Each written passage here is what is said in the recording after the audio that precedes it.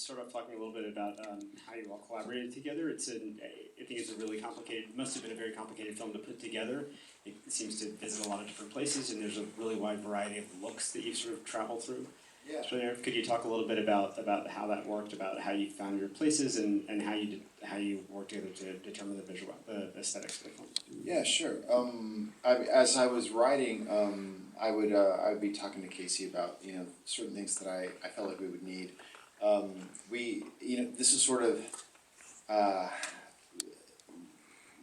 this was once I started writing, I knew we will be making this. I mean, we sort of agreed. This is going to happen. We're not going to we're not going to take meetings. We're not going to figure this out. We're just going to go shoot it. And so I would be telling them what we needed as I was writing, and then why don't you? Yeah. So, like he said, he would explain that he was writing his character, and then he was looking at these locations like we need 50 pigs and pig farm, and so I started gathering all those making calls and getting those together, and then he finished writing, and then I got to read it all, and then I was obviously frantically making a list because we were just going to go do this. So we did some scouting around Dallas, and that's where we shot the film. Within like a 30-40 mile radius, most of it. But we wanted the film to look not generic, but just it could be anywhere. I mean, I think was the idea. So we wanted to explore things that didn't necessarily look specific to Dallas, and Shane and I'd be walking around. I remember downtown Dallas, and he'd be going, "I've never seen this before. I've never seen this before in a film." And so we tried to pick things that looked like that, and that's kind of collaborated on locations, I think. How long was the whole shoot? We shot longer than we thought we would. We shot. He finished the script kind of summerish of 2011, and we immediately said we were gonna. He said this. He just said we're gonna shoot it in the fall. We're just gonna do it. So we did. That was.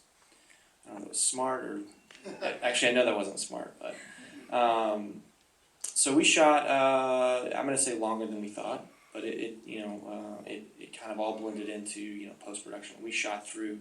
We were editing and shooting kind of at the same time. So, definitely a long time. That's vague enough? I don't want to push anymore. Yeah, it's a painful memory. I think for sorry. It's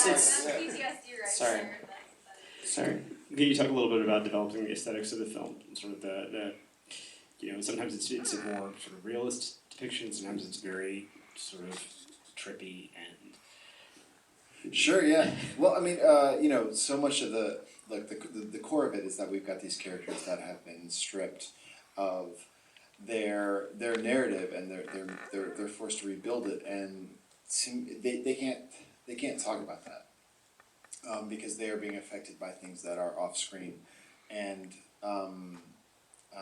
at a distance, and that's a really integral part of the exploration of what's happening. So knowing that they can't talk about it, they can't have the scene where one says to the other, "Oh, I'm so affected by whatever." Like we've got to be playing with everything in the arsenal as far as conveying the subjective experience or the emotional experience that they're having.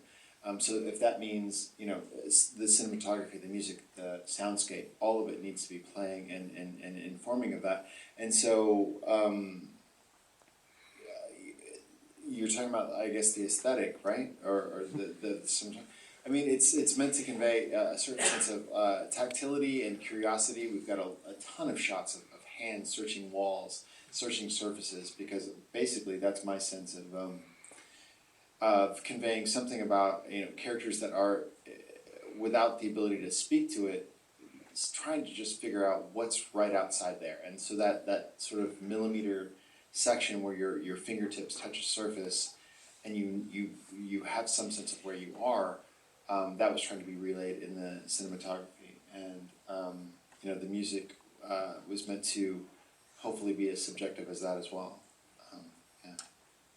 I'd love to open it up to the audience for some questions. Don't be shy.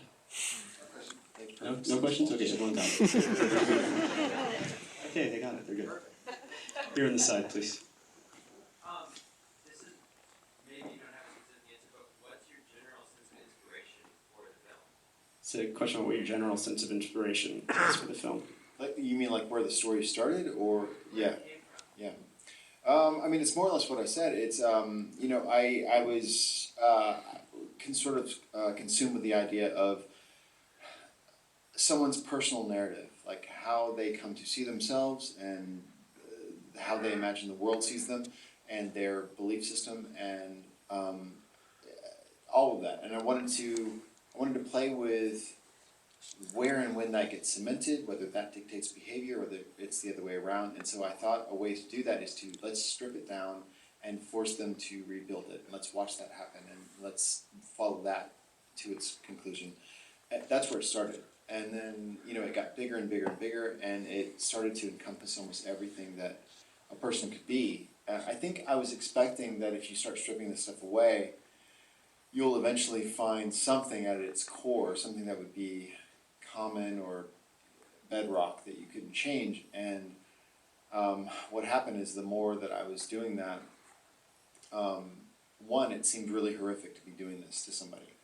And two, I started to wonder or suspect, what if there isn't anything? What if there's nothing but the subjective? Because that's really terrifying. And I think at that point, that's when I knew full well that all of these elements that had been accumulating, this was it. This was our project. Like this has to be made. And so that's when I spent a really concerted 3 months taking everything that had been put together and just creating the story. I mean, that's where it started. And then, it got bigger and bigger and bigger. I wanted to create a construct that would support that would, in some way, we have to come up with something to shortcut into this world where we take something, we take a character and we strip them of this, and they have to be lost in a world where they feel or seem to be affected by things they can't speak to outside. And so I tried to come up with this this construct, this the worm, pig, orchid thing, the life cycle, to support that. And I mean, that was meant to fit a certain criteria I had in my head, which is that it needs to be embedded in nature. It needs to be around us, not something foreign. It needs to feel cyclical, as if it's been here for as long as we have. It was just really important that it be not specific. It's not a religion. It's not a pharmaceutical. It's not any of the things that it could be. It's got to be something more universal. And I think the other thing is that it needed to be something that carried forward with its own volition, not something that was conspiratorial or somebody that was malicious or even benevolent making it happen. It just needed to be. It's part of where we live. And so that dictated a lot of the plot elements. In the red, please. Was there any carryover with your process in this film and the last? Was there any carryover in terms of your process between this film from Primer, from your previous film? The intention was there to not be any similarity, but unfortunately I think there was. Almost everything that I said that we shouldn't do again, I think we ended up doing. I mean, it was really ambitious. I mean, there's just such a huge number of locations and scenes and shots, and I think once in a while we've done the numbers, but I forget them. I mean, it's like 1,800 shots or something. So I don't know. I mean, the bottom line is it's a different venture, and I hope a better one.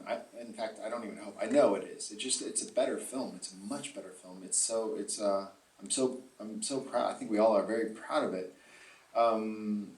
The mistake that was made, or if there is a mistake, was that it was a pretty big undertaking, and could have been easier on everybody, but you know. Thanks. Great. We've just got time for one or two more questions. In the back, please, in the black with the glasses. Yes. I read that in primer you guys rehearsed a lot before doing each shot. But I wonder if you did that same hypothesis or was it more improvisational with the blocking and the camera movement? I'm sorry, I couldn't hear the question entirely. In primer, it was more. I read that you guys were very, you rehearsed all the camera shots a lot and did a lot of rehearsals. Right. In terms of this one. Was this as rehearsed and as blocked as primer was, as your previous film? Yeah, but I mean, in terms of camera movement, I mean, yeah, everything's pretty purposeful. There's not a lot of stuff made up on the fly. Performance-wise, this film, it more or less is the script. But there are moments where I think once we had a sense of how the visual language was going to work and how the music was going to work, and we sort of had our language. There are moments in the film that they're not improvisational, but they lean that way. I mean, like with Amy Simons, who's wonderfully gifted in acting. Once we saw how strong she was going to be, then that meant that there was a lot more confidence to be able to go out, and when we need to, especially in that middle third section where we've got more of a subjective experience and we're pretty much in the world of Chris and Jeff, reacting to what we've seen them go through, but they don't quite know what that is. There's some sections in there that are really open to almost like a found footage or just a different cinematic mode, and we would change up cinematic modes because she's moving through so many different narratives basically for herself. So there are, it's like most of the time it's not improvised, but there are moments in there, like the shared memories bit. That's a conversation that was scripted, but the way that it is performed and the fact that it's performed in so many different locations and with different levels of emotion, that was more or less, let's find what's appropriate in this moment right here. Where are we, and how would this better work? And because if it was rigidly scripted, one, I don't think it would have been any better, and two, it just would have been difficult to do that, and it wouldn't have changed anything. So, Got time for just one last question. So we take one right here in the aisle, please. Do you think you're smarter than Hollywood? Do you think you're smarter than Hollywood? it's like the best thing I've ever heard. He is recording it. Yeah. Smarter than, you mean like to make money? No, I mean narratively and like from an intelligence standpoint. I don't think I'm smarter than anybody. I really don't. I really don't.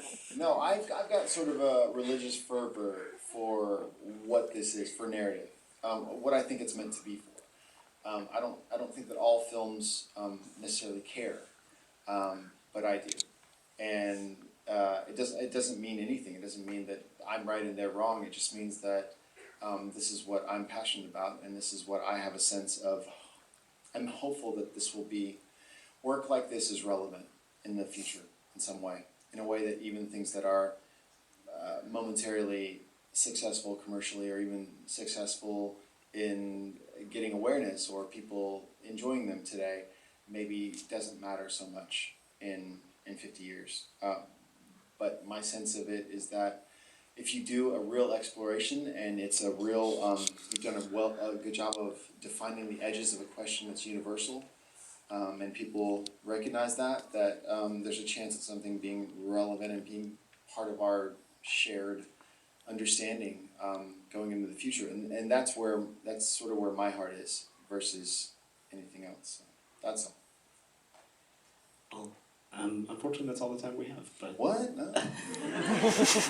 thank you so much for being here. Of course. Thank you so much.